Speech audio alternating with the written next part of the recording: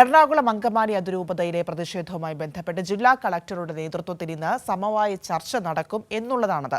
അതേസമയം ഇന്നലെ രാത്രി വൈകിയും ബിഷപ്പ് ഹൌസിനകത്ത് പ്രതിഷേധം തുടർന്നു. പ്രതിഷേധത്തിൽ 21 വൈദികർക്കെതിരെ കേസെടുത്തിരുന്നു. വിശദാംശങ്ങളുമായി അമൽനാഥാണ് ചേരുന്നത്. Amalnath, good morning. ഇന്നലെ മുതൽ ഈ പ്രതിഷേധം ആരംഭിച്ചു. അത് വലിയ രീതിയിൽ മുൻപോട്ട് പോകുന്ന സ്ഥിതിയാണ് ഉണ്ടായത്. ഇന്ന് ജില്ലാ കളക്ടർ സമവായ ചർച്ചയ്ക്ക് അല്ലെങ്കിൽ ചർച്ച നടത്താനായിട്ട് അവിടേക്ക് എത്തുന്നു എന്നുള്ള വിവരങ്ങളും വരുന്നു.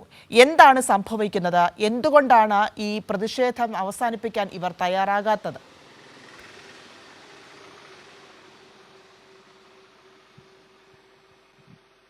പ്രിയ, എറണാകുളം അങ്കമാലി അതിരൂപത ആസ്ഥാനത്ത് വലിയ രീതിയിലുള്ള പ്രതിഷേധം തന്നെയായിരുന്നു ഇന്നലെ കാണാൻ വേണ്ടി സാധിച്ചത്. പ്രതിഷേധക്കാർ അങ്കമാലി ഇവിടെയുള്ള ഈ ഒരു ബിഷപ്പ് ഹൗസിൻ്റെ മുൻവശത്തെ ഗേറ്റ് തകർത്തുകൊണ്ടുള്ള പ്രതിഷേധങ്ങൾ അടക്കം നടത്തുന്ന ഒരു സാഹചര്യമായിരുന്നു ഉണ്ടായിരുന്നത്. ഈ പ്രതിഷേധം രാത്രി ഏറെ വൈകിയും തുടരുന്ന ഒരു സാഹചര്യമായിരുന്നു.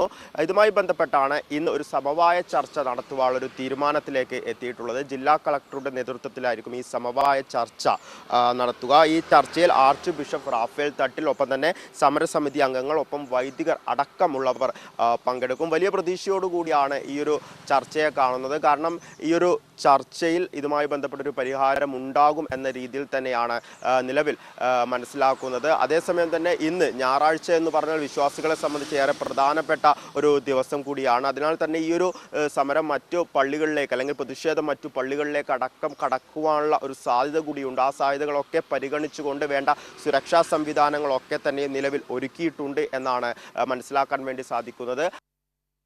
പ്രധാനപ്പെട്ട കാര്യം ഇന്ന്, അതായത് ഈ ഒരു ഞായറാഴ്ച തന്നെ ഇതുമായി ബന്ധപ്പെട്ട് പാമ്പ്ലാനി ഇന്ന് ചാർജ് എടുക്കുമോ എന്ന കാര്യവുമായി ബന്ധപ്പെട്ട് വ്യക്തത വരും എന്ന കാര്യം തന്നെയാണ് നിലവിൽ മനസ്സിലാക്കുന്നത്. അതേസമയം ഇന്നലത്തെ ഈ പ്രതിഷേധവുമായി ബന്ധപ്പെട്ട് 21 വൈദികർക്കെതിരെയാണ് നിലവിൽ കേസെടുത്തിരിക്കുന്നത്.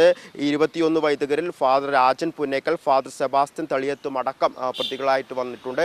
പൊതുമുതൽ നശിപ്പിക്കൽ, ഒപ്പം തന്നെ നിയമവിരുദ്ധമായി സംഘം ചേരൽ, തടഞ്ഞുവെക്കൽ, അപായപ്പെടുത്തൽ എന്നീ വകുപ്പുകൾ അടക്കം ചേർത്തുകൊണ്ടാണ് നിലവിൽ കേസ് രജിസ്റ്റർ ചെയ്തിട്ടുള്ളത്. ഇന്നലത്തെ സംഭവങ്ങൾ എടുത്തു നോക്കുകയാണെങ്കിൽ ആദ്യഘട്ടങ്ങളിൽ ബിഷപ്പ് ഹൗസിന് മുൻവശത്ത് വലിയ രീതിയിലുള്ള പ്രതിഷേധങ്ങൾ നടന്നു. പിന്നീട് വൈകുന്നേരത്തോടു കൂടി ഇവിടെ അഡ്മിനിസ്ട്രേറ്റീവ് സ്ഥാനത്ത് നിന്നും ബോസ്കോ പുത്തൂരിനെ മാറ്റി മാർ ജോസഫ് പാമ്പ്ലാനി ആ സ്ഥാനം ഏറ്റെടുക്കുമെന്ന രീതിയിലുള്ള പ്രസ്താവനകൾ പുറത്തു വരുന്നു. ആ ഒരു സമയമൊക്കെ തന്നെ ഈ പ്രതിഷേധക്കാർ അല്പം അയഞ്ഞു നിൽക്കുന്ന ഒരു സാഹചര്യമായിരുന്നു. പിന്നീട് പ്രാർത്ഥനകൾ നടത്തുകയും റാലികൾ അടക്കം സംഘടിപ്പിക്കുമെന്ന പ്രഖ്യാപനങ്ങൾ ഉണ്ടാവുകയും ഒക്കെ ചെയ്തു. എന്നാൽ പിന്നീട് വീണ്ടും ഈ ബിഷപ്പ് ഹൗസിന് പുറകുവശത്തെ ഗേറ്റിലേക്ക് പ്രതിഷേധക്കാർ എത്തുകയും അവിടെ വലിയ രീതിയിലുള്ള പ്രതിഷേധം തീർക്കുകയും പോലീസിനെ അവഗണിച്ചുകൊണ്ട്, അതായത് ബിഷപ്പ് ഹൗസിനകത്ത് വെച്ചൊരു രീതിയിലുള്ള പ്രതിഷേധവും നടത്താൻ വേണ്ടി പാടില്ല എന്ന് പോലീസ് നേരത്തെ നിർദ്ദേശം നൽകിയിരുന്നു. എന്നാൽ അതൊക്കെ അവഗണിച്ചുകൊണ്ട് പ്രതിഷേധക്കാർ ഈ ഒരു ഗേറ്റ് തകർത്ത് അകത്തു കടക്കുകയും അവിടെ പ്രതിഷേധം രാത്രിയോടുകൂടി രാത്രി വരെ തുടരുന്ന ഒരു സാഹചര്യമായിരുന്നു ഉണ്ടായിരുന്നത്. ഇപ്പോഴും അവിടെ പ്രതിഷേധം തുടരുന്ന ഒരു സാഹചര്യം തന്നെയാണ് ഉള്ളത്.